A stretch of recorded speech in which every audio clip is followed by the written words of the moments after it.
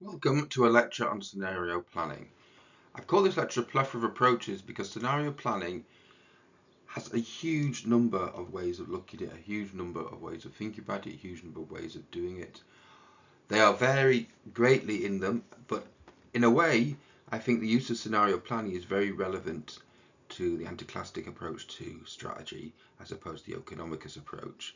Though there are many economicus elements in the way that measurement and decision making is done, as we will see as we go through it.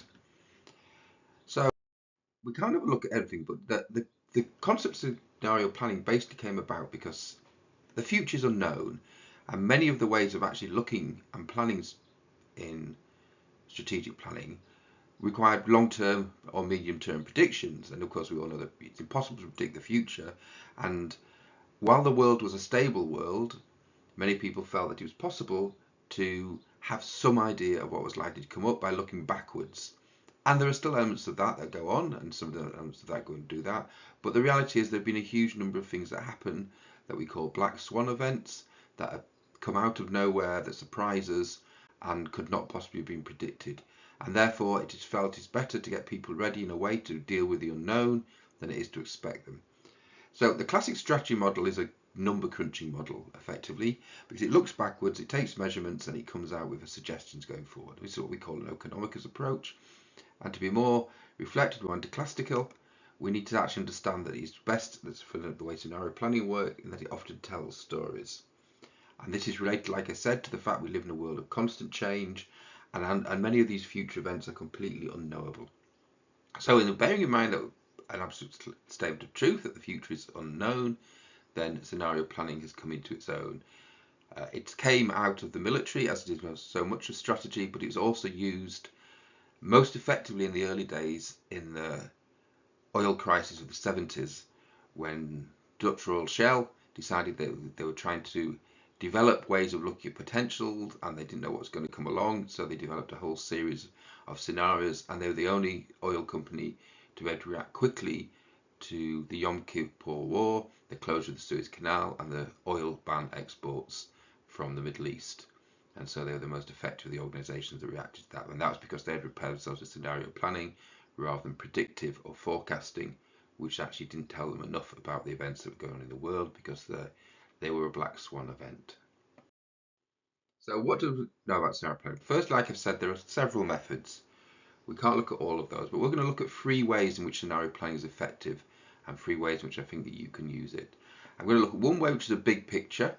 I'm going to look at a second way, which is more of a narrow focus. And I'm also going to explore the idea of training exercises using scenarios and why they actually are part of strategic planning in many ways and not just a separate training entity. So let's have a look. We'll talk about the big picture. Well, effectively, we have a system in which people have to look at a large things that are going around them, and they go through a series of steps to address and form the scenarios in which they're going to deal with. So they need to identify in their plan going forward what are the vital issues, what are the most important things that they're going to need to deal with. They also need to work out what exactly is a good outcome, what is it that is a potential favourable outcome to them, and what are the unfavourable outcomes, what is going to could go badly wrong. As you see, we're actually just following one of the basic steps of strategy here. We're trying to get some sort of vision and mission for the future. We're trying to identify what the key and understand our environment and what we're trying to doing. We also need to know ourselves, so we're looking at you having a very good look at the internal systems, and also you do look for the past because you do look back and see where did we succeed and where did we fail. You look for the key things that actually enabled you to succeed, or the key issues that caused failure.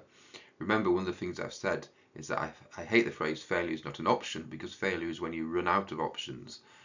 And so therefore, in this case, you're trying to think about what to do. We're not learning specifically the exact ways from the past. We're looking at ways in which we can, how do we operate, what the key behaviours, perhaps what the key values that enabled us to be successful in the past. And you also need to consider what decisions need to be faced. So these are the really, really important areas that are going forward. And so what do we mean by these? So the vital issues. Which are the most important issues for your future? What is it that's going to affect you the most? We have to actually first stop by thinking of we've looked at many ways of strategy. We talk about different ways of doing strategy, and you've got to look at them prior mentioned methods. So you start information by implementing one of the many strategic methods that we talk about or have talked about. Yeah. And when you are stuck with ideas, ask yourself a simple question. What would a true clairvoyant wish to know? Whereas if somebody could see the future, what is it you would look at? If you could know something of the future, what is it you'd want to know? It's a strange question to ask yourself, because we're very much saying that actually strategy has to be done this way because of the fact that most of the future is unknowable. But actually, if you've done things, what would be doing that? And you look for two things. Where will your present path take you? So where you say where you're actually heading at the moment, is that a good place to be going? And then you try and think about what events could knock you off the path. And this is where you have to be very imaginative. Remember, Royal Dutch Shell were able to react to a war in the Middle East that no one saw coming, or at least people saw the war coming, but they didn't see the reactions to the war coming. They didn't see how the Gulf states would back up the Arab states neighbouring Israel with a large oil ban. They didn't see the closure of the Suez Canal, etc.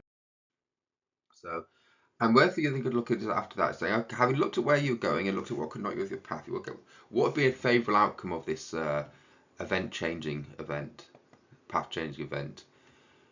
So yourself, if things would turn out really well, what would that look like? So you're talking about an optimistic scenario here, but when we're doing an optimistic scenario, we're talking. This is a point where you do need to be realistic. So what you're actually trying to identify is not just a good outcome, but a desirable one, but a plausible one that could potentially happen. So you've got to identify this, you tie it down, you measure it, and you work out what could stop you getting there and what could help you getting there. You also could have an unfavourable outcome. What could possibly go badly? You have to be honest here. This is the point of the difficulties sometimes with strategy, is that there's a pressure on from people who are above you or people around you to only look on the bright side. These two things, you have to say, what threats do you face? What are the problems that could get in your way? What are the risks to you and to your organisation? How can you manage them? Are there things that you can do that can actually help you to reduce the impact of the risks, reduce the possibility or the probability of the risks? Going that. Are there major factors that you could think of? Are there things that you can say that actually, what could we do? Perhaps you could think of alliances. Perhaps you could think about risk sharing. Perhaps you could think about ways of supporting yourself, ways of extra training, ways of extra recruitment, maybe more resources you could have it held in reserve, etc. What factors could protect you from the major risks you face? One of the modern problems at the moment is that we have systems that are designed to be so efficient that you can't actually take any risks, any threats to it, because they've fallen apart. This is the problem with the modern supply chains, isn't it? So what factors can help you protect you from the major risks you face? And these may be ones that fly in the face of some of the normal lessons of efficiency. You also need to honestly look at yourself and see what's going on. So what are your internal systems? What internal resources do you have? What do you need to do to achieve the desired future? What is it you actually need to be doing inside your organization to get towards the favorable outcome and away from the unfavorable outcome? What changes need to be done? You have to look at what you've got around you and say, what are the things that we've got do we need to change? Is our culture strong enough? Is our culture leading us in the right direction? Are our structures appropriate? Do we have the right processes in place? These are the questions that we have to ask ourselves and make sure that we are actually doing this properly, make sure we're ready for the way that we're going forward. You need to understand as well from past success, what were the critical drivers of the past? What is it that happened? What is it that you did that made you successful? What is it that you did that caused you problems and made you fail? And the results of this could include some or all again of the things that we've just been talking about. Is it your culture, your problem? Was it economics an issue? Was it changes that were outside your control, inside the greater political economy that, for instance, we're talking about? Were there technical issues you're unable to deal with? Or was it things within the environment that were kind of beyond your control, but which you didn't actually work to either take advantage of or to protect yourself from problems? There are many, many others of these. We can go through a lot of them for doing that. And once you've done that, decide what decisions are you going to have to make. So you have to identify what decisions need to be faced. And these can be over a number of areas. For instance, they can be staffing, they can be investment, they can be technology, they can be resources. Do you need to train more people? Do you need to recruit more people? Do you need to put more money into developing systems and processes? Do you need to buy new machines, new equipment? Do you need to actually commit more resources again? Because quite often you hear arguing against people who are arguing for efficiency, and where you're actually arguing for is effectiveness and robustness and having some fat for you to be able to survive into the future. Okay, once you've identified your priorities, and you have to give yourself some ideas as the time scale involved. So effectively, what you're trying to do is use this form of scenario planning to look at the big picture, take a helicopter view of what's going on, and decide where you need to make your decisions. And from that, maybe you have some idea of what decisions you need to make, and some idea of where you're going and where you'd like to go, and some idea of what might happen to knock you off your things. So that's the big picture. The second model I wanted to look at was a narrow focus model, one that looked at the ideas of what we're going to go in that. In this method, you have to build your plan around specific ideas and decisions. You have to decide what is going to be your key focal issue. And for instance, we sort of like talk about building a port if you're playing the strategy games, because you invest in country 13. You have to really think about each of these decisions and decide which of them is the most important, what are the key advantages and disadvantages of each decision. And there's a process, the methodology for this. You identify first your key focal issues, like I said. You identify what is it you're actually thinking of dealing with. Having done that, you then look at to say what are the driving forces on this particular focal issue. What can influence? Is it technology? Is it culture? Is it dangers from outside? What is it that could impact seriously on what you've considered to be your major area you're going to look at? And of course, as we said before, we have critical uncertainties. There are some things we know and there's some things we don't know. And there's some things we don't know, in the famous phrase of Donald Rumsfeld. So you have to be able to work through this and say which of these issues are going to be the most important for us. And then you develop what we call a scenario framework. Now here the scenario framework is quite simple. You take two areas, and we'll have a bit of a look at this on the next slide, a little bit more information about this. So the scenario framework you develop is quite important. And this will give you a 2x2 matrix. And for the 2x2 matrix, you'll develop scenarios for each one of the potentials. And this is both given a punchy title and also a way of looking at the way that it's been done and a way of looking at the way it's been forward and giving yourself a narrative approach to it. And for those scenarios, so you're into developing a narrative for each one. Now this is where it gets interesting. You've got a scenario, so you've got a title, you've got some idea where you're looking. You should have 4 scenarios for each one. And you've got a narrative. You're starting to tell a story. Because this is where we're trying to introduce elements of creativity. You should start to tell a story about what's going on, doing that. And from that, you'll actually get some ideas. And your scenarios will start to have implications. But it'll also start to have options. Remember, failure is not an option. Failure is when you run out of options. And so to that. So your scenarios feed into your narratives. Out of these, you develop implication and options. But actually, both scenarios will feed directly into implication and options. And they will feed into your narratives. We're starting to get into a more circular approach. But also, one thing that you'll get out of your scenarios is you should get some early warning signals. Some things of what could go wrong, but what could go right, some ideas, some directions, etc. Because in the end, what you're trying to put together is your implication and options are actually going to start to change your key focal issues. And it's a circular process. You're going back around again, maybe changing your key focal issues, maybe going through it again. And the early warning signals will warn you what we're doing. Okay, so to return to the scenario framework, what was it the scenario framework? What was it we were talking about? Well, effectively, we're talking about selecting 2 uncertainties. And I'm going to use an example here, and the example I'm going to use is investment in alternative energy. Let's say it was a major corporation or you're a government, you're saying, should we be putting money into alternative energy? And I would say, what are the 2 uncertainties? Well, you could say there are 2 major alternatives. One of them is at the level of public concern over climate change. So is that going to be low, is that going to be high? And the other one is the rate of technology advance. Is that going to be low, is it going to be high? So effectively we're building 4 scenarios which are based around the idea of whether we should actually start to build up alternative energy, and basing those on the 2 ideas of the technology. Will it allow us to do that?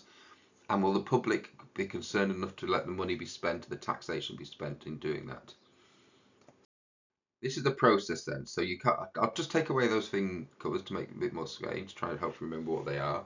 So what happens? Well, if you have low public concern and low technology advance, then I'm afraid it's likely to be that the world burns. And this is the approach that we take this narrow plan. We're trying to use quite dramatic, they're supposed to catch people's imagination.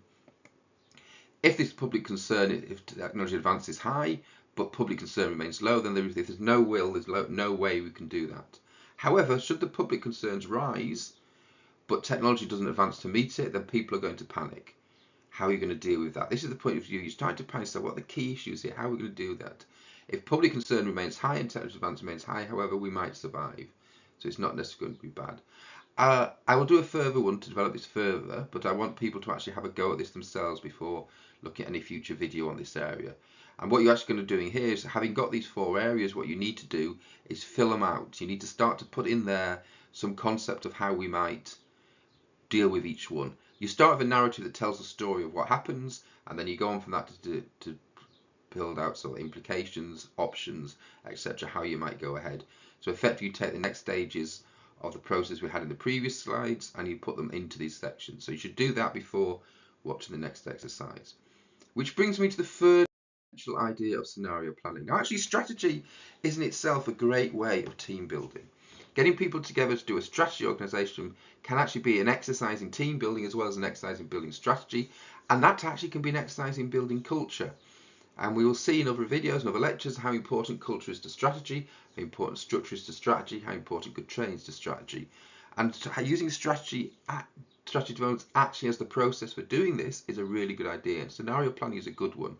And sometimes it can be a bit of fun, but there's sometimes when we can use strange and varied things. So one example that come off is often we're using scenario planning, often using training, is it can allow you to deal with sensitive situations.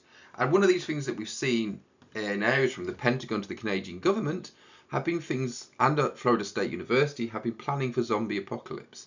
Now, some conspiracy theories believe that this is an example of the fact that there really are zombie viruses out there. But the simple reality of it is that if you're dealing with sensitive areas, for instance, at Florida State University, you might be dealing with an on-campus shooter, or in Canada, you might be dealing with various effects of climate change, various disasters the government wants to deal with, and it wants to get people's attention. So it can do two things. It can use a method of description that means it doesn't have to name an enemy. So why military training often considers the army will be a blue army and a red army. They won't actually decide to take a decision. And so that is also why Pentagon itself is a zombie preparation plan, because it doesn't actually want to talk about civil unrest. The way of preparing for civil unrest may cause civil unrest. So they have a zombie preparation plan, but it also has the effect of making people be quite interested and quite willing to get involved. If I said to you, we're going to do a plan today for a crisis of food supply, you might not think it's very interesting, but if we say we're going to prepare for a zombie preparation, it was also quite useful, of course, in preparing for pandemics. We were teaching this model, teaching these ideas long before the pandemic came along, but talked about how actually a zombie preparation plan could be quite useful in that area without causing panic, without causing fear. So it's a way of doing that. It's also been used in the past when people might want to deal with a situation where they don't want to identify an enemy because they feel by identifying an enemy in their training, they're actually more likely to make them into an enemy. So this sort of scenario practice planning using training just encourages the creativity and the ideas and the imagination. And it actually also helps develop the culture and cohesion of a team. So we're talking about strategic planning, both for strategy purposes, but also for development of an organization, developing the very culture that helps you deal with strategy. So this sort of training is both useful in and of itself, and it is also useful in the development, etc., of your organization. It also means that it can be easier for you to get the funding, the support in order to undertake group work, etc., if you can show how it actually develops the actual strategy. And it also takes you through the stage of team formation. So if you look at the work I've given you on Tuckman, you'll actually see that this is for forming, storming, norming, performing. These are all sort of areas that can be encouraged and helped through the use of scenarios in training while still achieving great strategic planning objectives. Anyway, I'd like to say that's the end for today. Thank you for listening, and I would urge you to put any questions in the discussion group in the comments below. Thank you very much.